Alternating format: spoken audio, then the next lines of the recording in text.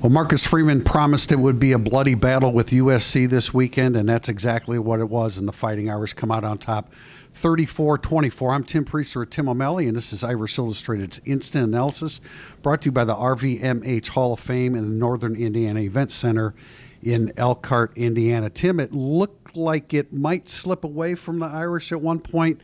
C.J. Carr making a bad decision in the red zone, and Notre Dame wasn't as efficient as we maybe thought they needed to be in the red zone. But when you rush for 306 yards and you completely shut down USC's attack, you make some moves that help negate Makai Lemon. I know Jacoby Lane ended up having some success, but when you add it all up, Notre Dame gets the 3 second-half turnovers and comes away with a 34-24 win over USC, Notre Dame's 7th win in a row over the Trojans in Notre Dame Stadium. Doesn't hurt when your running back tandem has 450 yards of all-purpose yardage over the course of the game. Jadarian Price's response for a 100-plus yard kickoff return touchdown, absolutely huge. That's when Notre Dame fell behind 24-21. There was a 2-point play on that. It was also a throw over the top. That's when the USC looked like to be exerting their muscle.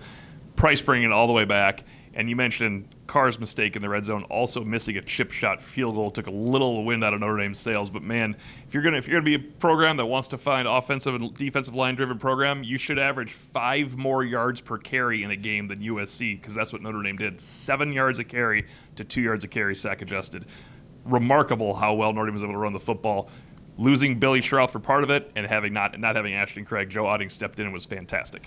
Notre Dame tried to adjust to Makai Lemon. They put Leonard Moore on him, and it led to a whole bunch of confusion early in the game, and it was pretty frantic on the defensive side of the football. But after they gave up that early touchdown, they only gave up one more touchdown the rest of the way. They forced 3 field goals. They were good in the red zone.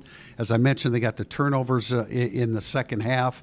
And to shut down, USC had been a balanced attack. That was what Marcus Freeman talked about, how balanced they were, but they were not. They were unable to be balanced. They had 29 carries for 68 yards rushing. I realize their top 2 running backs were out, but King Miller had been very effective against Michigan. Not tonight, and that was a significant factor in Notre Dame holding USC's offense down. It was a bit of a gamble because Marcus Freeman said we wanted to make him one-dimensional, and added USC's probably fine with the one dimension we were giving him was the passing game. That's how you and I looked at each other at one point. We're like, I wouldn't 4th and 3, you're kicking a field goal. I would never not pass against Notre Dame the way it was going. You mentioned Leonard Moore. They had Christian Gray because of that, running back and forth, boundary field. He was all over the field just pre-snap. Then he's chasing these guys the whole time. One of 2 deja vus. Jadarian Price, 99-yard kickoff return against USC a couple years ago. Christian Gray, rough day. Comes up big with the interception, comes up big with almost a second interception as well. He just keeps bouncing back, and he has the hardest job in America because nobody wants to throw at Leonard Moore. And now you have Gray playing boundary field and slot at one point in this game. C.J. Carr started out slowly as well, and Notre Dame's up with an opportunity to kick a field. They want to score down there, a touchdown, an opportunity to kick a field goal. He forces one into an interception, and that was what are going to happen. That was terrible.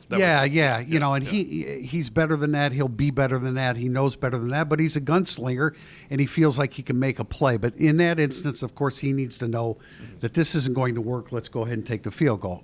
Not a big day for him. Credit to USC for really limiting him in the passing game. 136 yards passing, 16 for 26. They had been hemorrhaging deep balls throughout the season, so they did a good job of stopping them there. But Jadarian Price, 13 carries, 87 yards. Jeremiyah Love, 24 carries, 228 yards. Coming into this game, USC had only allowed 3 rushing touchdowns. Notre Dame doubled that tonight. Took a quick look. 1992, Reggie Brooks had 227 yards rushing. So I'm guessing Jeremiyah Love beat the record against USC for a Notre Dame runner with 228. And he ran violently. He said he likes to be physical. Chippy's not the right word. I mean, after every single play, number 17 and Jeremiyah Love were getting into it. After every single play, Jeremiyah Love was getting into it with somebody.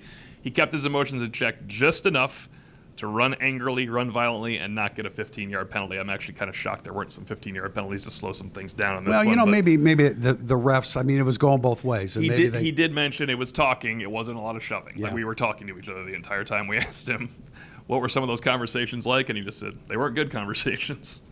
Massive shout-out to redshirt sophomore center Joe Otting. We doubted them. I doubted them, what we had seen in practice before, what Notre Dame tried to do in finding a legitimate backup to Ashton Craig.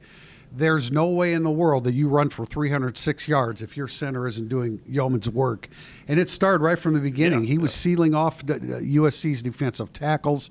Just an outstanding job by Joe Otting. Very few run stuffs in this game, too, which is interesting because at some point you knew Notre Dame had to run. The pouring rain, you're kind of protecting a lead.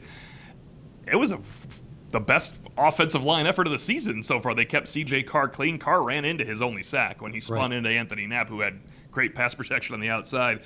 When C.J. Carr is your problem, that's good. This was the game. We said it's coming. Didn't have to be against USC was not the plan. We said C.J. Carr, growth cannot be linear for a first-time starting quarterback. There's no way. It happened in a rivalry game, and they won the game anyway. He was picked up by the running game. You have to have somebody compensate. Yep. The running backs compensated. The offensive line compensated. Chris Ash's defense compensated. I don't think there's going to be any calls for Chris Ash's head moving forward. He did a tremendous job, of course, in concert with Marcus Freeman and the defensive staff. You know, we've talked about this. Look, this is an explosive Notre Dame offense. Time of possession doesn't really matter, but when you're playing an offense like USC's and the way they throw the football, it can matter. Notre Dame lost time of possession by 5 minutes in the first half, about 17-12. Second half, Notre Dame 20 minutes, more than 20 minutes possession. USC less than 10. I also think it gave their defensive backs a break. As I said, Christian Gray, there's a 49-yard gain where Gray looked like he maybe expected zone coverage. Tay Johnson went to the left or the right hash. It went left. It was a 42-yard gain. Gray was 15 to 16 yards behind his guy. He just looked exhausted at one point. I think that usually you think of, well, you're helping the defensive line rest. I think you help the defensive backs rest in this game. There was so much chasing going on in this. I looked over to you and I'm like, they're just going to play man. And they had to do it. But it's one of the reasons they were able to completely stop the running game. You're playing man. You have an extra guy up there. And shout out to Jalen Sneed. I know he had a game ball last year against Navy. This is different. He had probably 20 snaps. He made a huge impact today on third down. Notre Dame's defensive tackles without Gabe Rubio to do what they did. Yep. Just an outstanding job set the tempo from the very beginning. Anything else, Tim? No, the defensive effort after the first two drives, because even the field goal drive, it was kind of fortunate they held with that first field goal. They were still confused on that drive. After that, you just didn't see that anymore. They had to have great meetings with Chris Ash, with their position coaches. And then I think now we always question who's going to step up.